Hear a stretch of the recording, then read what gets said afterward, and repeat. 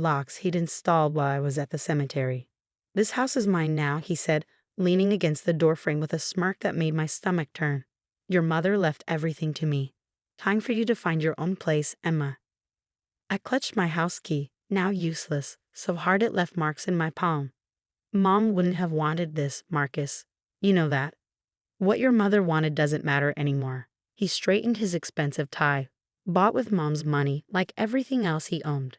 "She's gone, and you're not my responsibility. You have an hour to pack what you can carry."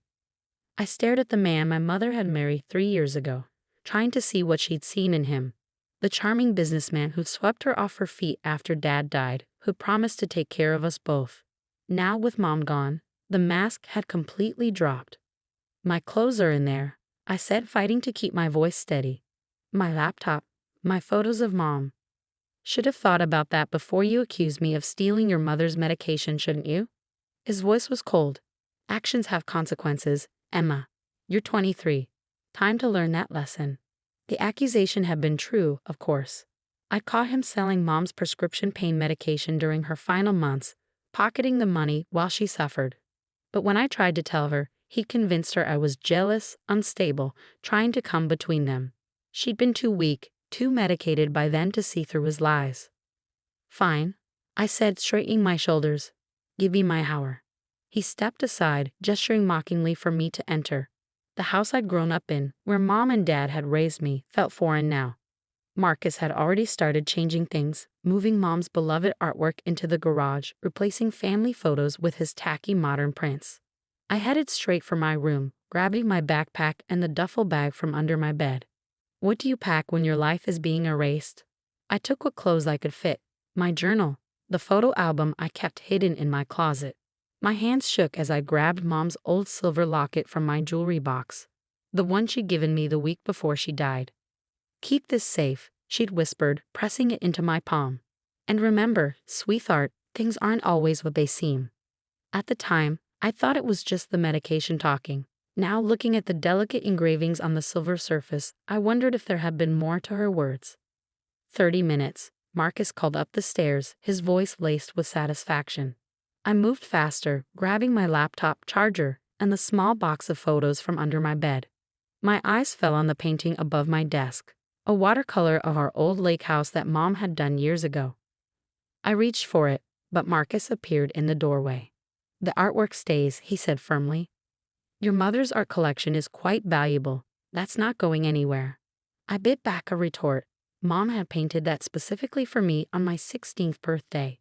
It wasn't part of her collection. It was a gift. But arguing with Marcus was pointless. I'd learned that lesson the hard way over the past 3 years. As I finished packing, my phone buzzed with a text from my best friend, Lucy. "Done at the cemetery.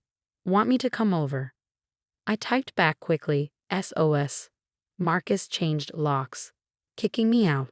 Can I crash at your place?" Her response was immediate. "On my way. Don't let that bastard intimidate you." I shouldered my bags and took one last look around my room. The pale blue walls Mom and I had painted together, the window seat where I'd spent countless hours reading, the glow-in-the-dark stars on the ceiling from my astronomy phase in middle school. All of it about to become part of Marcus's property, like everything else he'd taken from us. Downstairs, Marcus was on the phone, probably with one of his sketchy business associates. "Yes, we can meet tomorrow.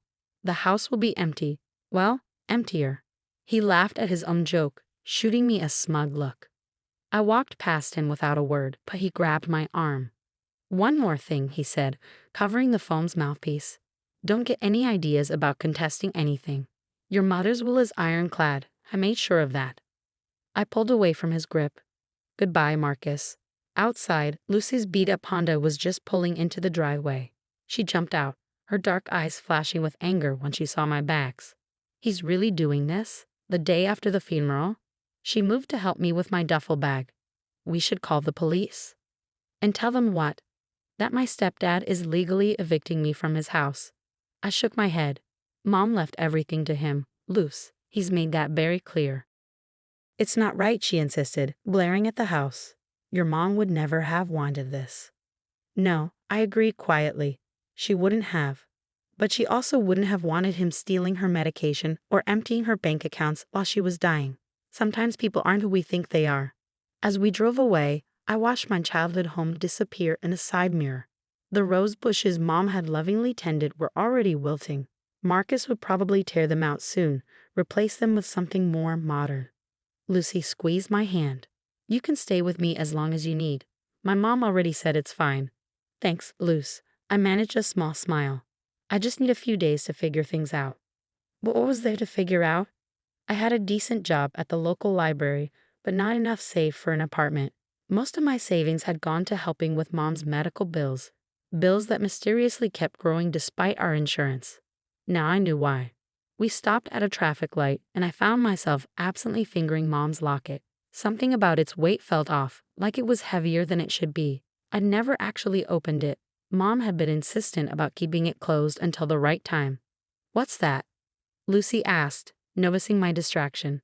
Mom's locket. She gave it to me right before. I swallowed hard. Right before she died. Made me promise to keep it safe. Lucy glanced at it curiously. Pretty. Looks old. It was her grandmother's, I think. I turned it over in my hands, studying the intricate engravings. That's when I noticed something strange. A tiny seam that didn't quite match the rest of the pattern. Luce, I said slowly, can we stop somewhere? I need to look at something. She pulled into the parking lot of a small coffee shop we used to frequent with Mom. My hands trembled slightly as I examined the locket more closely. The seam definitely looked intentional, like there was more to the locket than the usual photo compartment. Maybe there's a hidden catch? Lucy suggested, watching me turn it over and over. I pressed different parts of the design, trying to remember if Mom had ever mentioned anything special about the locket. Then I recalled her words. Things aren't always what they seem.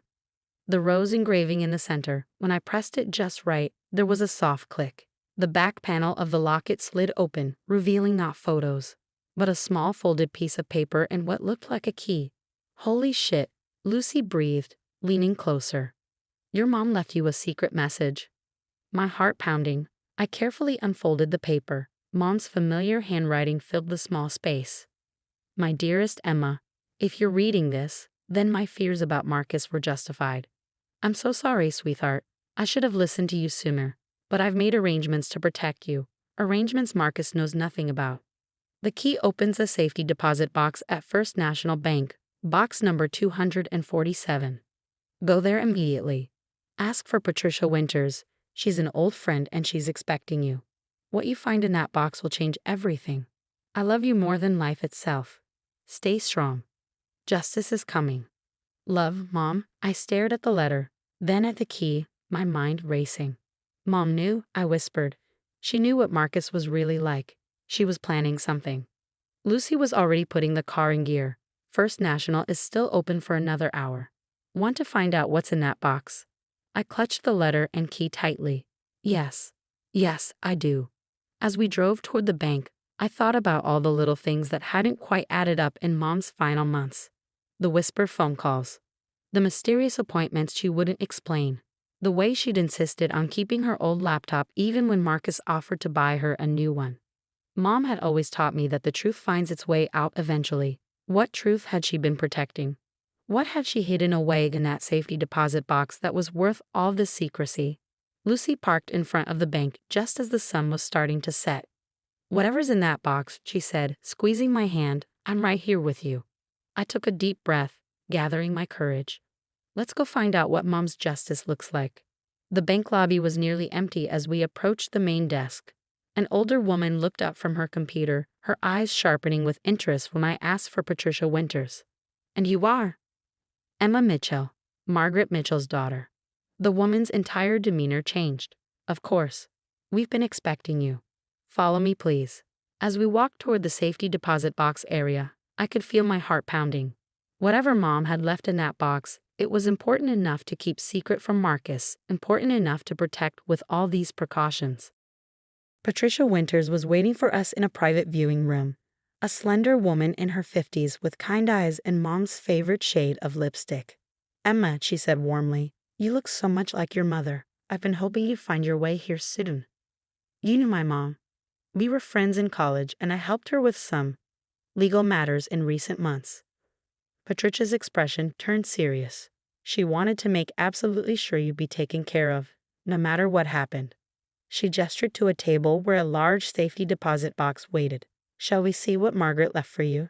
I held out the key with trembling fingers. Whatever was in that box, I knew one thing for certain. Mom had outplayed Marcus one last time, and I was about to find out how.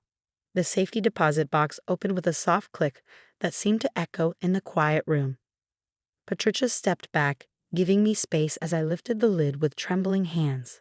Inside was a thick manila envelope, a laptop I recognized as Mom's old one, and a smaller box that looked like it held a USB drive. But what caught my eye first was a letter on top, marked "Read this first" in Mom's handwriting. Lucy squeezed my shoulder as I opened it. Dearest Emma, if you're reading this, then everything has happened as I feared it might. Marcus has shown his true colors, and you're probably feeling lost and betrayed. Don't be. I've been preparing for this moment for months. What you're about to learn will change everything. The laptop contains proof of all of Marcus's crimes, not just stealing my medication, but years of fraud, money laundering, and theft. The USB drive has backup copies of everything, plus recordings of conversations I had with him when he thought I was too medicated to remember. But the most important thing is in the manila envelope. My real will, witnessed and notarized 6 months ago, before Marcus could interfere. Everything I own, the house, my art collection, my investments, it all goes to you, Emma. Marcus's ironclad will is a forgery. My hands shook as I opened the manila envelope. Inside were dozens of documents, bank statements, property deeds, and Mom's true will, exactly as she described. But there was more. Your mother was very thorough, Patricia said softly. She knew Marcus would try something like this. That's why she came to me, not just as her friend, but as a forensic accountant. I looked up sharply. Forensic accountant. Patricia nodded. I've spent the last 6 months helping your mother document everything. Marcus thought you was so clever, hiding money in offshore accounts, selling her medication, forging documents. But he didn't know who he was dealing with. Lucy whistled low as she looked over my shoulder at the documents. Holy shit, Emma. Your mom was a genius. She was right. Page after page showed exactly how Marcus had been stealing from Mom for years, long before she got sick. Bank transfers, forged signatures, suspicious insurance policies, it was all there, meticulously documented. There's something else, Patricia said, reaching for the small box with the USB drive. Your mother made a video statement. Would you like to see it? I nodded, not trusting myself to speak. Patricia inserted the drive into a laptop she had ready, and suddenly Mom's face filled the screen. She looked tired but clear-eyed, obviously recorded during one of her better days. Emma, my darling girl, she began, and I felt tears start at the sound of her voice. By now you know the truth about Marcus. I'm so sorry I didn't believe you sooner when you tried to warn me. But I promise you, I made it right. She explained everything. How she first suspected Marcus was stealing from her. How she pretended to be more affected by the medication and she was to catch him in the act. How she worked with Patricia to document every crime. The art collection he's so eager to get his hands on. Mom smiled her old mischievous smile. Most of those paintings are actually high-quality forgeries. I sold the originals months ago and put the money in a trust for you. The real paintings are in a secure storage facility. Patricia has all the details. I couldn't help but laugh through my tears. Even at the end, Mom had been 3 steps ahead of Marcus. But the most important thing, Mom continued, her expression growing serious, is that you understand why I did all this. Not just to protect our assets, but to protect you from him. Marcus is dangerous, Emma. Not just greedy, but vindictive. That's why we had to let him think he won. Patricia paused the video. Your mother left very specific instructions about what happens next. Are you ready to hear them? I squared my shoulders, feeling stronger than I had in months. Yes. Tell me everything. The plan, it turned out, was elegant in its simplicity. Right now, Marcus thought he had everything. The house, the art, the bank accounts. He had no idea that Mom's real will had already been filed with the court, or that copies of all his crimes had been sent to the FBI's white-collar crime division. We wait until tomorrow morning, Patricia explained. He'll be meeting with the estate lawyer, my colleague David Harrison, expecting to take formal possession of everything. That's when we spring the trap. Lucy grinned. Please tell me I can be there to see his face. I spent that night at Lucy's house, barely sleeping as I went through all the documents Mom had left. The more I read, the more amazed I was at her foresight. She thought of everything, protected everything, all while fighting cancer and dealing with Marcus's abuse. The next morning, I dressed carefully in Mom's favorite blazer, which I'd thankfully grabbed during my rushed packing. Lucy drove me to the lawyer's office, where Patricia was waiting outside. "Ready?" she asked. I touched Mom's locket, still hanging around my neck. "Ready." Marcus was already in the conference room, lounging in a leather chair like he owned it. His smug smile faltered slightly when he saw me walk in with Patricia. "What is she doing here?" he demanded. "Ms. Mitchell is here because this concerns her," David Harrison said smoothly. "Shall we begin?" "This won't take long," Marcus said, shooting me a cold look. "The will is very clear. Everything goes to me." "Ah yes, about that will." Harrison opened a folder. "It seems we have a problem. You see, we have another will filed 6 months ago. And this one," he slid it across the table, "is the legal one." Marcus's face went pale as he scanned the document. "This is impossible. Margaret changed her will. I saw her do it." "You saw her sign a will you pressured her to create while she was heavily medicated," Patricia corrected. "A will that, by the way, has already been proven to be forged. The FBI is very interested in discussing that with you." "The FBI?" Marcus laughed, but I could see sweat breaking out on his forehead. "This is ridiculous. You can't prove anything." I pulled out Mom's laptop and the USB drive. "Actually, we can prove everything. The medication you stole and sold. The money you laundered through fake companies. The art you tried to sell behind Mom's back. She documented all of it." "You're bluffing," he snarled, but his hands were shaking. "Margaret was many things," Patricia said quietly, "but she wasn't stupid. She knew exactly who you were, Marcus. She just made sure you wouldn't know who she was until it was too late." As if on cue, 2 men in suits entered the conference room, showing FBI badges. "Marcus Thompson, we need you to come with us." What happened next was almost anticlimactic. Marcus tried to run, made it as far as the elevator before the agents caught him. He was still screaming threats as they led him away in handcuffs. "Your mother would have enjoyed that," Patricia said, smiling as we watched from the window. "She orchestrated it perfectly," I agreed. Even from beyond the grave, she made sure justice was served. The next few weeks were a whirlwind of legal proceedings and revelations. The FBI found even more evidence of Marcus's crimes than Mom had documented. More victims came forward. Other widows he tried to scam, businesses he defrauded. He was looking at serious prison time. I moved back into our house, my house now, and slowly began restoring it to the way Mom had kept it. Her real art collection came out of storage, each piece more beautiful than I remembered. The rose bushes in the garden started blooming again with a little care. One evening, about a month after everything had happened, Lucy and Patricia came over for dinner. We sat in the garden, surrounded by Mom's beloved roses, sharing stories and memories. "You know what I keep thinking about," Lucy said, sipping her wine. "How different things would have been if your mom hadn't given you that locket. If she hadn't trusted you to figure it all out." "She knew I would," I said softly. "She always said I was smarter than I gave myself credit for." Patricia smiled.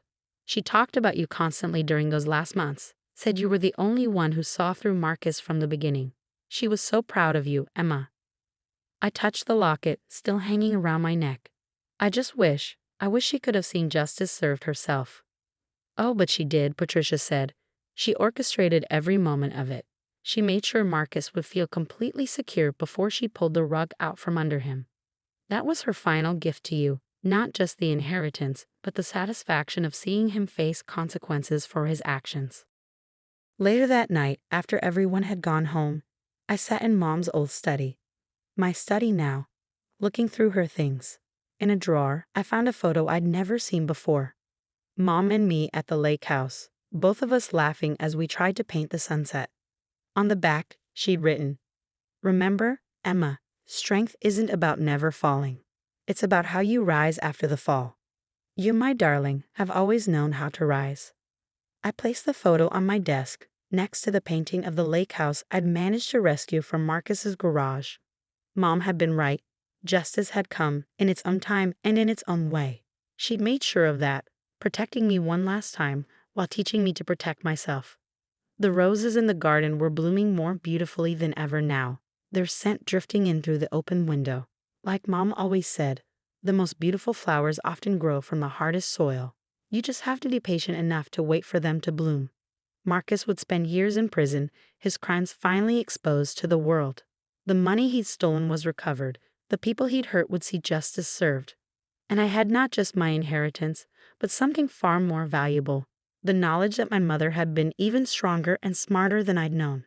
In the end, Mom had turned Marcus's greatest weapons, his greed and arrogance, against him. She let him think he was winning while she quietly built an insurmountable case against him. She protected not just me, but everyone else he might have hurt in the future. That night, I added my own note to the back of the photo. Thank you, Mom, for teaching me that the greatest strength often comes disguised as patience, and that justice, like your roses, blooms in its own perfect time. The house was quiet now, but it no longer felt empty. Every room held memories of Mom, not just in her things, but in the legacy of strength and wisdom she'd left behind.